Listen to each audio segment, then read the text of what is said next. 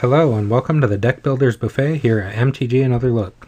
These card suggestion videos are like a buffet where you try a little of this, a little of that, and leave behind the cards that don't work for you. With that said, grab a plate and let's take another look at some commander cards that you might be missing out on. Let's talk about Laughing Jasper Flint from Outlaws of Thunder Junction. It's a 4/3 legendary lizard rogue for 1, a red and a black. Creatures you control but don't own are mercenaries in addition to their other types. At the beginning of your upkeep, exile the top X cards of target opponent's library, where X is the number of outlaws you control. Until end of turn, you may cast spells from among those cards, and mana of any type can be spent to cast those spells. Laughing Jasper Flint is a card that I've liked a lot since release. It's a 3-mana 4/3, so it can fit the curve of your deck pretty easily, and is a source of repeatable card advantage. It doesn't necessarily have to be played in a deck focused on outlaws, or even a deck focused on theft. A lot of the time you can treat it similarly to a 3-mana version of an Outpost Siege. The mana discount is a trade-off, however, since instead of impulse drawing off of your own deck, which is built to synergize better together, you're impulse drawing off of your opponent's deck. While Laughing Jasper Flint does have the potential to impulse draw a card you can't use, since you are unable to play lands off of it, I still think the 3-mana investment to get access to at least one extra card every turn is worth it. Any creatures you play from exiling your opponent's cards will become outlaws and give you access to more cards on future turns as well. You can be impulse drawing 2 to 4 cards pretty easily and be getting lots of card advantage each turn. And having a 4/3 attacker or blocker in the early game makes him no slouch. Red, and sometimes black, can have a difficult time creating consistent card advantage turn after turn, especially if you want it to come on a creature card. If you're not playing aristocrats, or one-off effects like Clattering Augur, your creature options are a little limited for a stompy strategy, and the ones you do have almost always cost 4 or 5 mana, like Urabrask, Heretic Praetor. Lelia the Blade Reforged is a creature that does impulse draw for 3 mana, and that makes Lelia a pretty popular and in-demand card. Laughing Jasper Flint plays differently because Lelia can explode in size easily, but Laughing Jasper Flint doesn't require you to attack to get the extra cards. He can passively sit on a stalled board state and accrue card advantage even if your opponents have great blockers. Laughing Jasper Flint can have his impulse draw ability multiplied with extra upkeeps in an Obeka Splitter of Seconds deck. He can trigger crimes each upkeep for Marchesa Dealer of Death to take advantage of. And he can give Prosper Tomebound decks access to lots more opportunities to cast from exile for 3 mana. And all these commanders are outlaws as well to maximize his ability. Next I want to talk about March of Swirling Mist from Kamigawa Neon Dynasty. It's an instant for X and a blue. As an additional cost to cast a spell, you may exile any number of blue cards from your hand. This spell costs 2 less to cast for each card exiled this way. Up to X target creatures phase out. March of Swirling Mist is a versatile and powerful card. It can be used offensively or defensively depending on the situation. It's also one of only a handful of powerful cards that can phase out creatures in blue.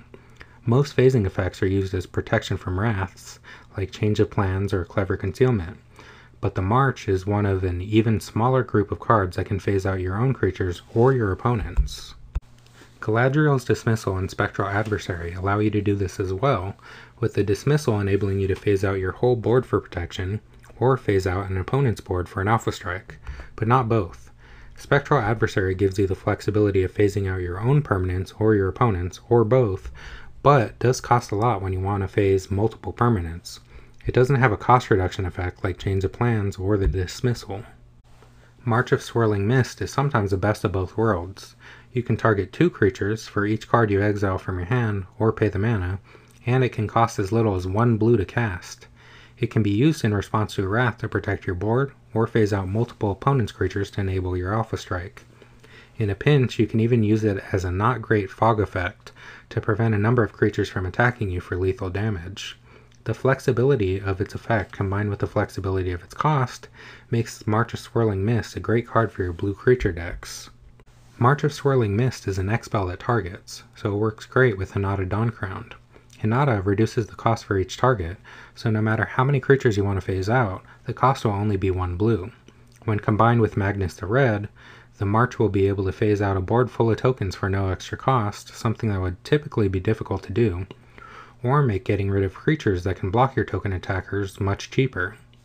Just like in the case of tokens, the march and other phasing effects are some of the best ways to protect creatures you've spent time building up with counters or auras.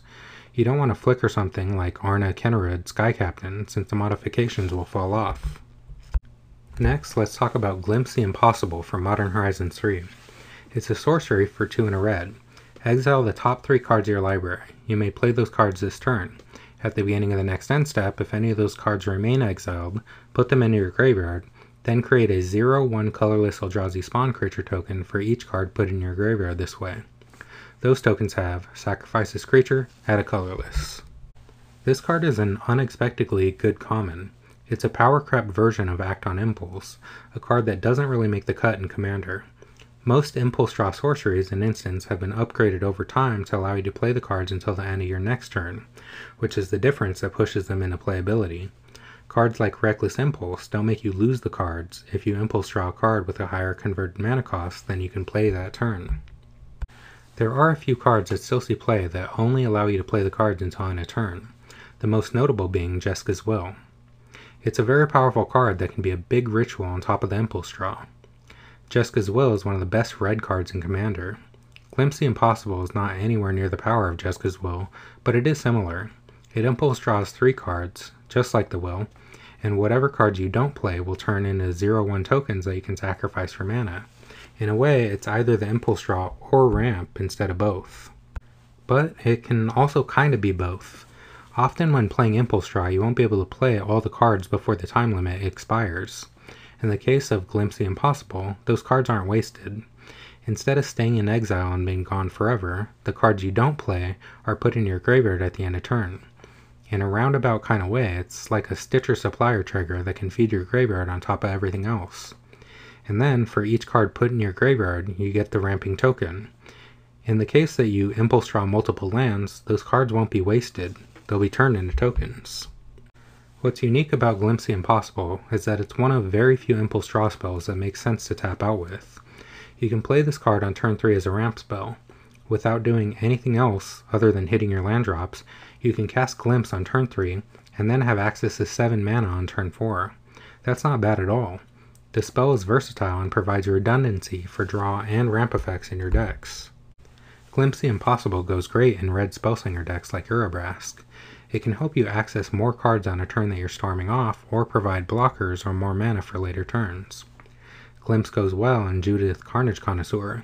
It can help you ramp her out on turn 4 and leave 2 mana open for you to abuse her ability. You can also use it as a ramp that deals 6 damage to each opponent alongside Perforos God of the Forge.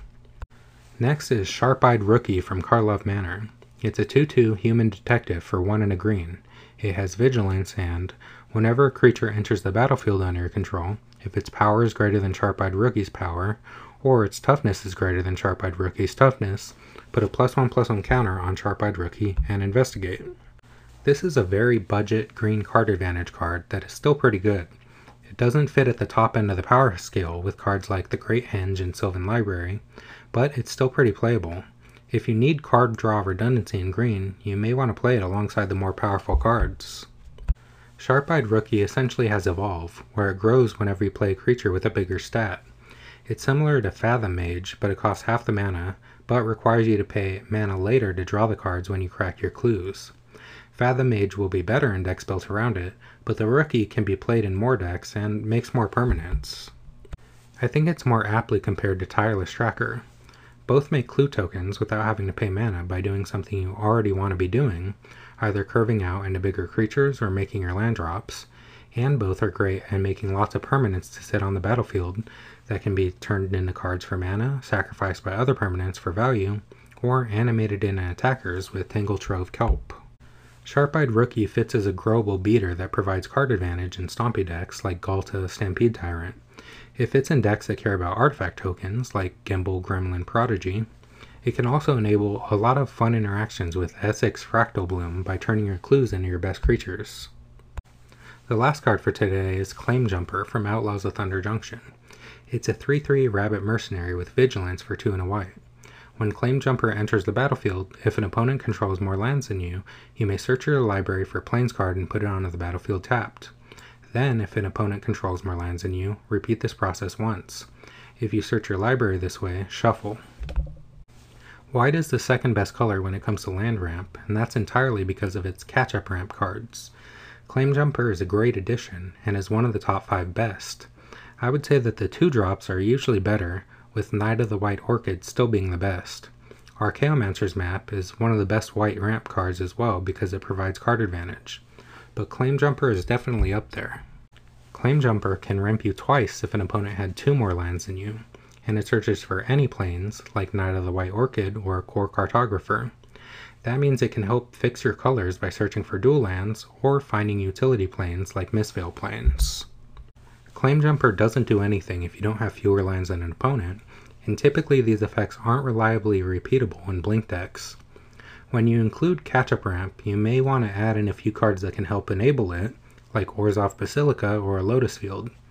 These lands will cut the number of lands you control while providing the same amount of mana. And Claim Jumper still only costs about $1. It's a card that can become a white staple, and if it's not reprinted in Commander decks, I could see the price increasing over time. I like to play some number of catch-up ramp cards in most white decks that don't include green. Claim Jumper or other catch-up ramp creatures can help in decks that care about ETB effects, like Elish Norn, Mother of Machines. Any deck that wants to ramp into its commander or will need lots of mana in the late game can benefit from cards like this. Elenda and Azor is mana hungry and could use all the ramp help it can get. You could also ramp into casting Maya Bredegard Protector a turn early, or trigger its ability later. Thank you for watching, everybody. What do you think about the cards we discussed today? Are these cards diamonds in the rough, or just more rough? Are there any cards you think are hidden gems?